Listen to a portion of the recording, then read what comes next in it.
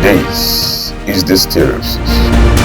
I must congratulate the governor of Enugu State for being there, having been inaugurated, and we respect him. After all, the Bible said we must obey all instituted authorities.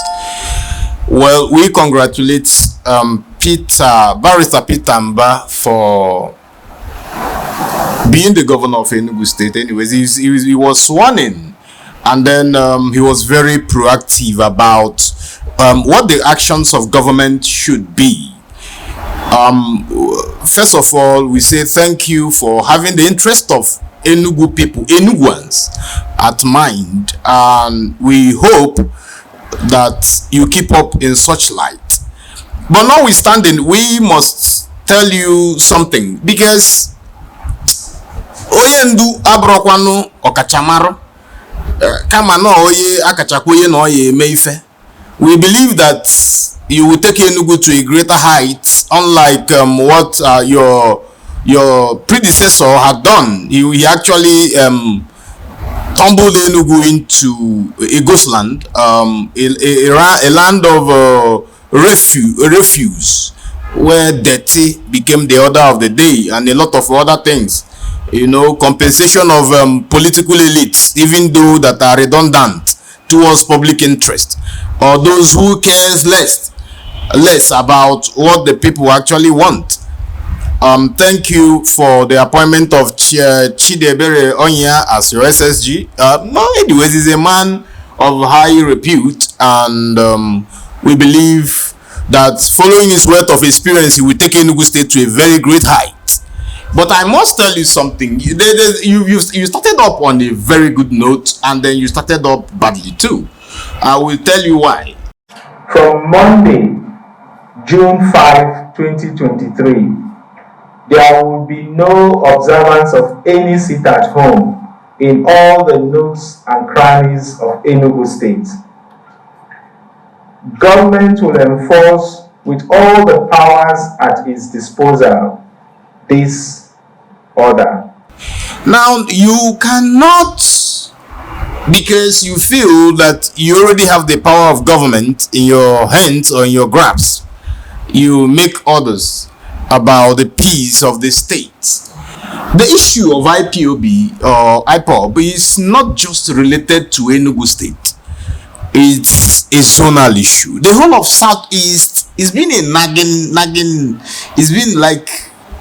It's been troubling to the whole people in the Southeast, and a lot of people have tried to explore what you've done, trying to prove that they have authority and they have power, and so they can make decrees and orders, and then people must follow it.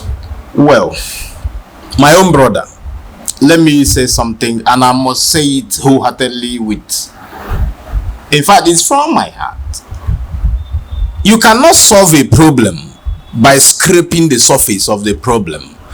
You must have, as a leader, I'm okay with the fact that you've been drawn away from the populace over time, because I see from what you've said, you've been among the elite for too long, so you are not really at home with what's happening on ground.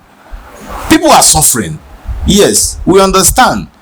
The sit at home has affected the economic aspect of the Southeast for a long while. It's been over a year or thereabout or more. But I must tell you that if you should handle the issue of the sit at home, it's not the way you did, making orders and then telling people that they must go back to work. I learned that a lot of civil servants, their salaries have not been paid subsequent upon your visit to the Enugu State Secretariat. A lot of workers weren't on ground. If you must handle or tackle the insecurity in the East, in Enugu specifically, you need to persuade, using all strategies, the federal government to release the person of Nnamdi Kanu. Nnamdi Kanu was a child of necessity, I must call it, for the people of the Southeast, because we've always filled marginalized over the years. But I must tell you, if your predecessor had done his groundwork as the governor of Enugu State, a lot of this problem wouldn't have you shouldn't have spiraled into what it is. The southeastern governors have not been up and they've not been doing their work. You look at what happened in Ebonyi State in the last dispensation, you can always see that the governor of Ebonyi State actually went on a massive development incursion into the lands of Ebonyi State. He transformed Ebonyi into what it is today. What you must focus on as the governor of Enugu State is your development as strides. Your developmental inquest into Enugu State. You must tackle water. You must tackle unemployment. Leave Nnamdi Kanu's issue alone. If you must dabble into it, which I pray you do, the basic thing is you must pray that Nnamdi Kanu, who is our own brother, should be released from detention.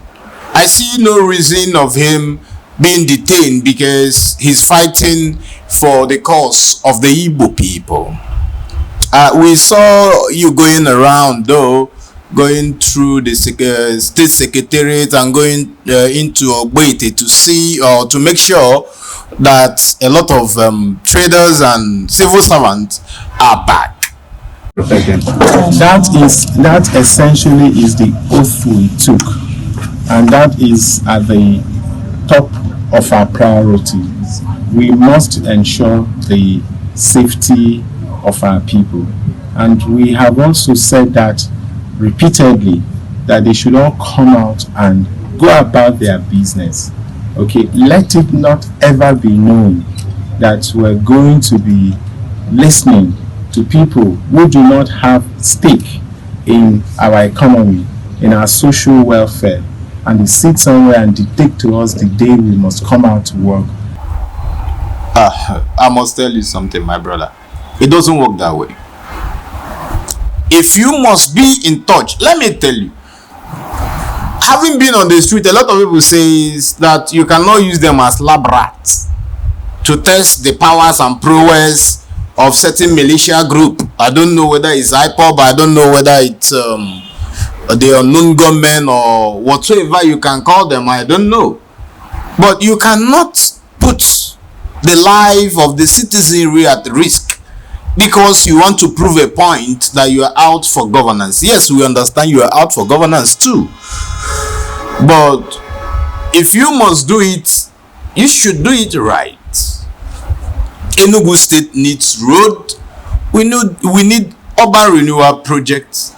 We need rural electrification. We need water, which you promised during your campaign that in your 100 days in office that you were going to provide water for the people of Enugu State. If it must be done, I congratulate. Another point here is that I say kudos for the appointment of there is an Australian you are appointed, the guy from Australia who works with Godfrey Okoye University is doing. I believe he will do a good work in that field, that because he's having understood that he's an expert in water resource management and in waste management too. We believe that you have the best plan for the people of Enugu State, but whoop work and in the IPOB. Just because you declared a sit at home, somebody was kidnapped at Four Corners. The videos are going around. The primary thing you must do as the governor of Enugu State is to look into the release of Nnamdi Kanu. Like I've said, you cannot remove a council by scraping it. You have to dig it out. You declared a sit at home on your inauguration day, but I can tell you that people will not listen to it because you made a statement. Simon Ekpa made an alternative statement, and then you saw the impact. A lot of people, they didn't listen to you, they listened to Simon Ekpa. You must work based on what the people here want, not based on what the so-called elites want. They want you to fail. They want you to demonstrate weakness or stupidity, and that is why they had advised you that on the first day of inauguration, you should tackle IPOB. I tell you one thing, the governor of Anambra State, Chukwuma Soludo, tried it, and he's paying for it. He's actually suspected out about it. You must look for a permanent solution to the issue of IPOB.